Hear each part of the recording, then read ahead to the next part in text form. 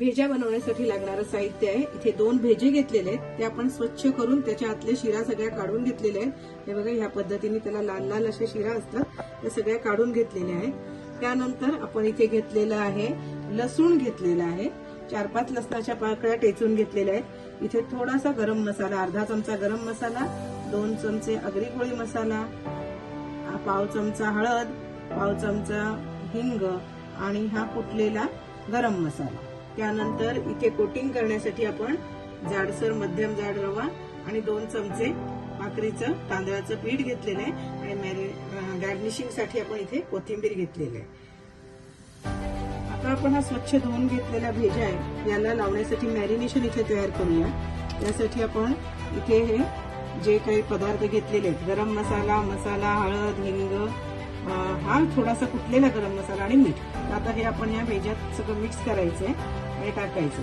याच्याबरोबर थोडीशी आलं लसूणची पेस्ट घ्यायची आहे, ती आपण याच्यात टाकून घेऊया. आलं, लसूण, मिरची, कोथिंबीरची पेस्ट. हे सगळे मसाले मिक्स केल्यानंतर आपण याच्यामध्ये 1 चमचा आलं, लसूण आणि मिरचीची हिरवी पेस्ट टाकून घ्यायची आहे आणि हे सगळे जिन्नस एकत्र करून या भेजाला लावायचं, मॅरिनेशन करायचं.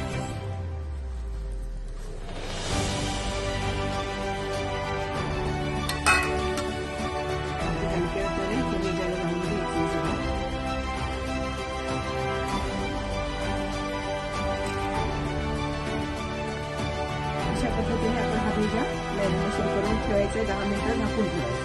आपण इथे हे तांदळाचं पीठ आणि हा इथे मध्यम रवा घेतलेला आहे.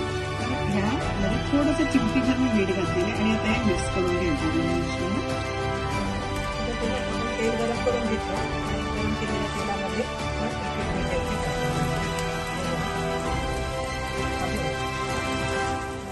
सोडून घ्यायचं. अशा पद्धतीने आपण इथे हा भेजा फ्राय करून घेतला.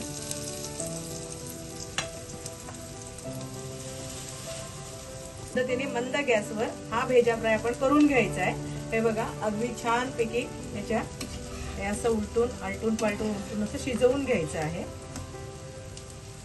अशा पद्धतीने आपला भेजा फ्राय झालेला आहे. आता आपण याच्यावर थोडीशी कोथिंबीर घालून घेऊया.